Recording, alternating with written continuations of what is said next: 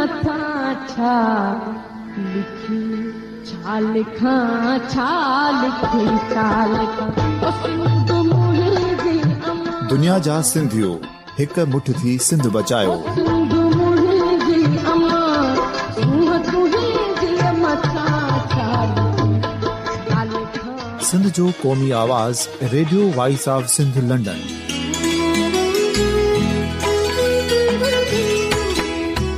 Radio voice of Sindh London पंहिंजी नशरियात में सिंध जी सियासत, समाज, इक़्तिसादियात, तारीख़, क़ौमी उमंगुनि ऐं अख़लाक़ियात मुतलिक़ सिंध जी हक़ीक़ी तर्जुमानी कंदे प्रोग्रामनि खे असराइतो बणाइण लाइ सिंध जे घण घुरनि ऐं धरतीअ सां प्यार कंदड़ अदीबनि, दानिशवरनि, सहाफ़ियुनि, उस्तादनि, वकीलनि ऐं हर तबिके जे मानवारनि सजणनि खे सिंध में शऊरी इनकलाब लाइ सहकार जो सॾु ॾियूं था।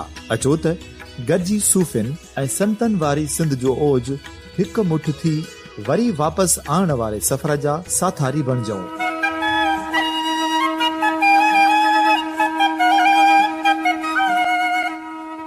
हिकु नए सुबुह जी शुरूआत जो पड़ाॾो घर घर, ॻोठ ॻोठ ऐं शहर शहर ताईं पहुचायो। शाल सिंध आबाद ऐं खुशहाल थिए, सिंधी माण्हू सुखियो ऐं सताबो थिए।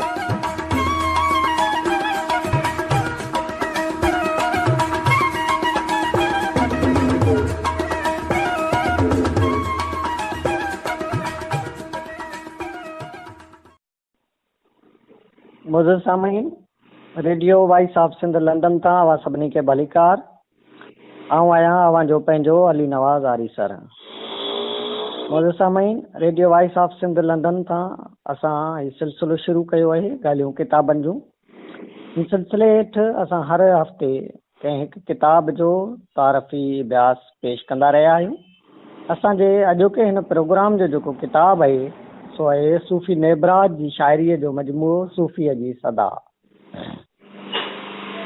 शाइरी इंसान जे अंदरि जो उहो आवाज़ु आहे जंहिंमें कई नेण निंड कंदा आहिनि, कई आसूं कर मोड़े जाॻी उथंदियूं आहिनि, कई प्रह जा पैगाम ऐं सदन जूं सदाऊं हूंदियूं आहिनि, कई इंडलठ खिड़ंदा आहिनि ऐं कई सुवाईअ जा सिज उभरंदा आहिनि। अहिड़ी शाइरी जंहिंमें सूफ़ीअ जी सदा हुजे, मिटीअ जी मानता हुजे, मींहं वसाड़नि जहिड़ी शाइस्तगी हुजे, मोतीअ जी महकार हुजे, छुड़वा गवाहुनि जूं सरगोशियूं हुजनि, धरती दीन धर्म जो पैगाम हुजे। इहा शाइरी न पर फिक्री पैगाम बणिजी वेंदी आहे। असांजी सिंध जे सूफ़ी शाइरनि जो पैगाम अमन ऐं इंसानियत आहे। तारीख़ जा वर्क वराए ॾिसजनि, नंढे खंड जे वॾनि दिमाग़नि जो मुतालो करे ॾिसजे, पर जेको पैगाम सिंध जे शाइरनि वटि आहे, जेका सूं सिंधी शाइरीअ में आहे, सा ॿिए कंहिं बि शाइर वटि विरले मिलंदी। सूफ़ी नेबराज सिंधड़ीअ जो उहो बुलंद पाया शाइर हो जंहिंजी शाइरीअ में न फ़क़्ति रोमानवियत आहे, पर संदसि शाइरीअ में विछोड़ो बि आहे त वसल बि आहे, दर्द बि आहे त दिलरुबाई बि आहे। उहो आलम इंसानियत जो शाइर आहे। हिन जो नज़रियो हिंदू मुस्लिम जे तफ़रीक़े खां घणो मथां आहे। वटि सण खुट तशबियूं ऐं इस्तारा आहिनि। ॿोलीअ जो मिठाज गुलनि ऐं फुलनि जूं ॻाल्हियूं आहिनि, जिन खे पढ़ंदे पढ़ंदड़ हुस्न जो अहिड़ो त जलवो पसे थो, जंहिंमें हू पिणु सरापा इश्क बणिजी थो वञे। सूफ़ी नेबराज जी शाइरीअ जो ई मजमूओ सूफ़ीअ जी सदा वाक़ई अहिड़ो पड़ाॾो आहे जंहिंजी गूंज अॼु बि सिंध जे घिटियुनि में गूंजे पई। हिन जेतोणीकि शाइरीअ जे सभिनी सिन्फ़नि ते तिबा आज़माई कई आहे। ग़ज़ल, गीत, नज़म, काफ़ी, वाई, चोसिता लिखिया आहिनि, पर संदसि काफ़ी तमामु सगारी आहे ऐं हिन काफ़ीअ में जेके तशबीहूं इस्तेमालु कयूं आहिनि उहे बिल्कुलु नयूं ऐं निरालियूं आहिनि। मिसाल तौरु जॾहिं अखियुनि ते लिखे थो त अखि जा केतिरा ई क़िस्म थो बयानु करे, जेका शाइरीअ में नवाण न बि हुजे पर इन्फ़िरादियत ज़रूरु पैदा करे थी। ऐं चाहियां थो तव्हांखे बि अहिड़ी शाइरीअ जो मज़ो चखाराइजे ऐं अखियुनि जे उन्हनि क़िस्मनि बाबति आगाह कजे।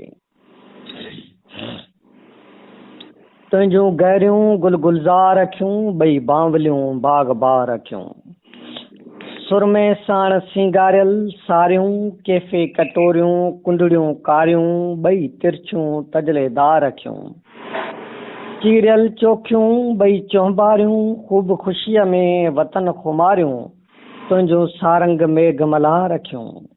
नूरी नरगिस नीम ख्वाबी बरकी बिजलियूं बेहिजाबी तुंहिंजूं नरम निमाणियूं नोकदार अखियूं सुलछणियूं सुहिणियूं शान वॾे सां मुरकण मुंहं में मान वॾे सां तुंहिंजूं अजब ॿई आबदार अखियूं बिन तसब भेद भलारियूं भरजल पुरुषनि पाक प्यारियूं परमल तुंहिंजूं सालक ॿई सरदार अखियूं सखी सबाझुल बाजारियूं ॿई झूमन झिरकनि झालारियूं ॿई इहे सूफ़ीअ लाइ सहकार अखियूं। हिन सिटाव में संदसि केतिरियूं ई काफ़ियूं लिखियल आहिनि। ख़ासि तौर ते अखियुनि ते संदसि खोड़ सारियूं काफ़ियूं आहिनि ऐं हर काफ़ीअ में अलॻि अलॻि तशबीह आहे जंहिंमें ज़मीन जे ज़रनि खां वठी आसमान जे चंड ताईं कई हुस्नाकियूं मौजूदु आहिनि। रुगो हिननि ॿिनि बंदनि खे ई ॾिसजे त अख जा केतिरा ई क़िस्म ॾिना विया आहिनि। गहरियूं गुलगुलज़ारियूं बावलियूं कटोरियूं कुंडड़ियूं कारियूं तिरछियूं तजलेदार वग़ैरह। काफ़ियूं लिखंदे जॾहिं हू थर खे सारे थो त हुनजे साम्हूं थर जी अज़मत मारवी पंहिंजे अॾोलता सां अॻियां अची बीहे थी ऐं हू मारवी जी पंहिंजे मारुनि सां पंहिंजे वतन सां पंहिंजे धन ऐं धनारुनि सां बेपनाह मोहबत जो इज़हार कराईंदे केॾो न ॾुखो दिल थो महसूसु थिए। हुन चंड में चूंडिया मूं थे पेरूं पर हिन चंड में चूंडिया मूं थे पेरूं पर हिते हेल न सघां करे साॻी पर मिलां कीअं मां मारुनि सां नाहे बाल न पर काए कीअं वञा धन धनारनि सां। अहिड़ीअ तरह जॾहिं हू महबूब जी सूंहं जी साराह करे थो त लोक कथाउनि वारनि सोरनि सिंगारनि खां अॻु भरो निकिरी थो वञे। नित नवां सिंगार तख़लीक़ करे थो विझे जेके संदसि महबूब खे अञा वधीक सुहिणो बणाए था छॾनि। मिसाल तौरु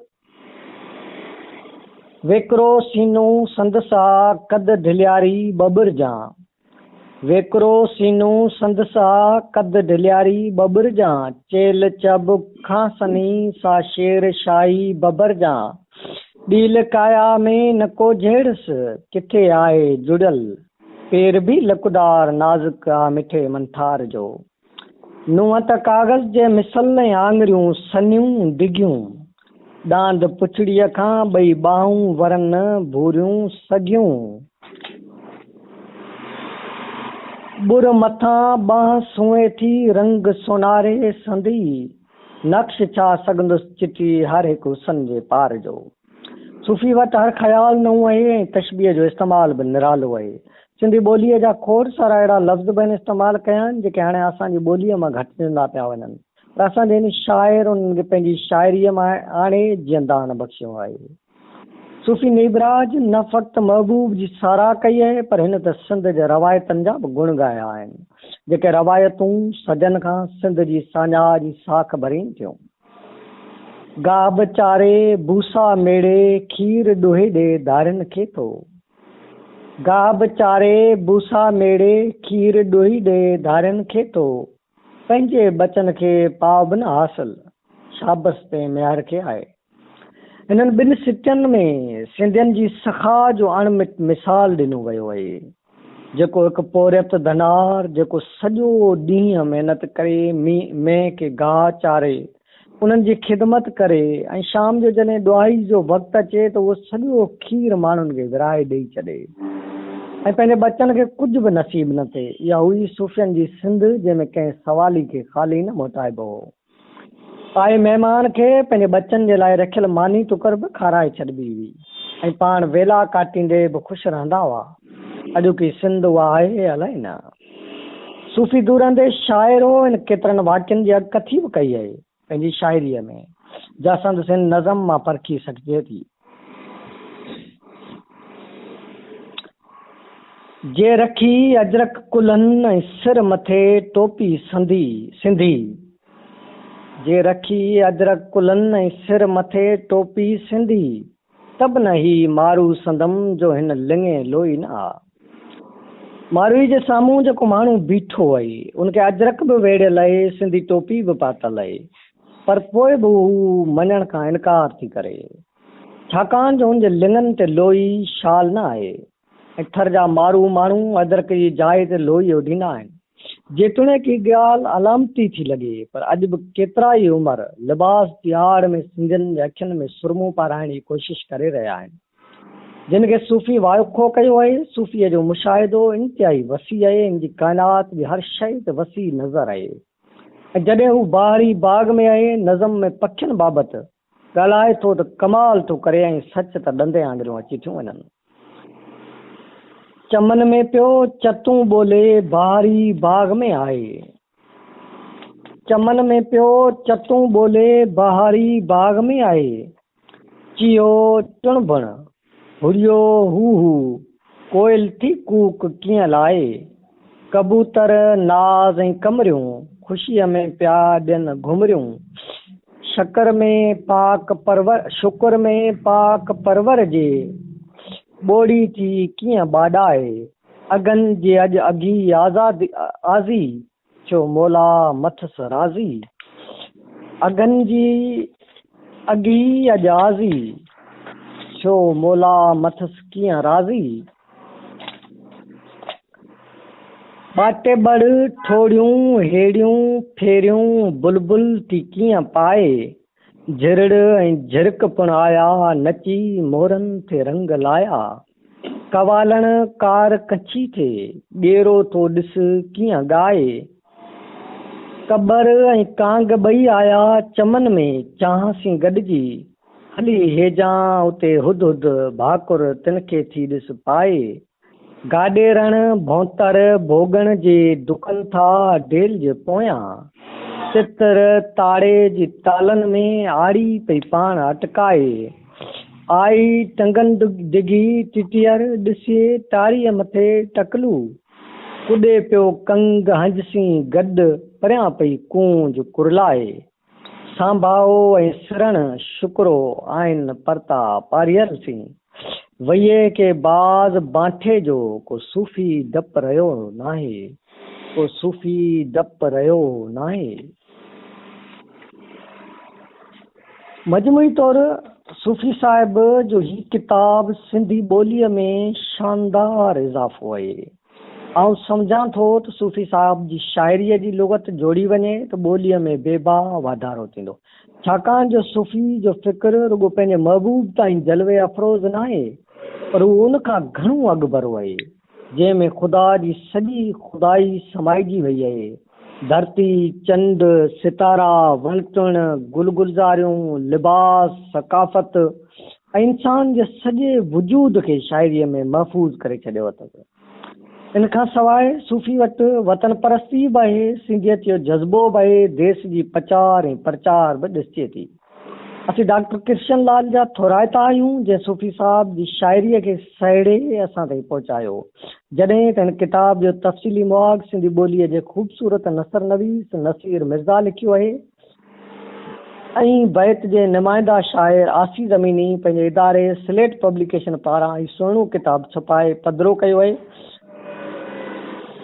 जंहिंखे आऊं सूफ़ियाणी सिंध जो वखर सम्झां थो, जंहिं लाइ भिटाई सरकार चयो आहे त वखर सो वाए जो पए पुराणो न थिए।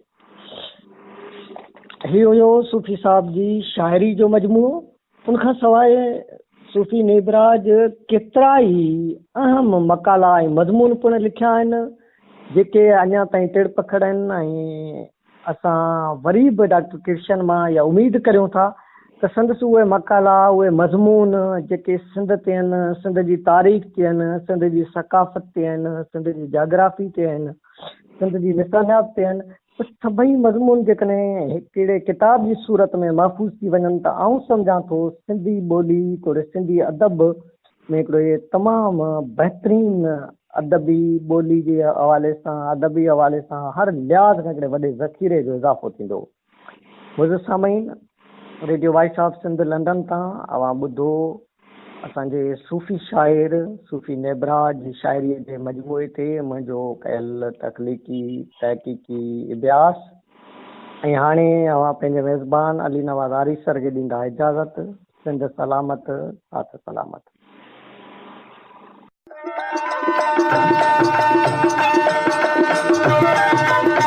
दुनिया जो पहिरियों Sindhi web radio radio voice of Sindh London पंहिंजी नशरियात में सिंधी कम्युनिटीअ जो क़ौमी, समाजी ऐं सकाफ़ती तर्जमान जी हैसियत में कमु करे रहियो आहे।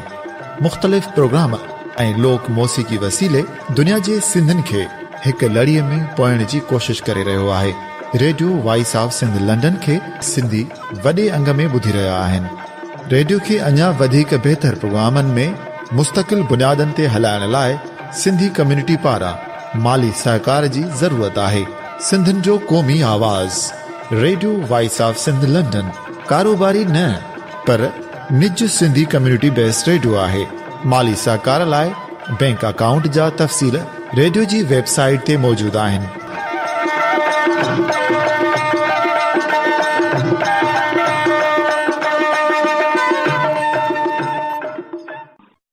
अवां जी समातुनि ताईं radio voice of Sindh London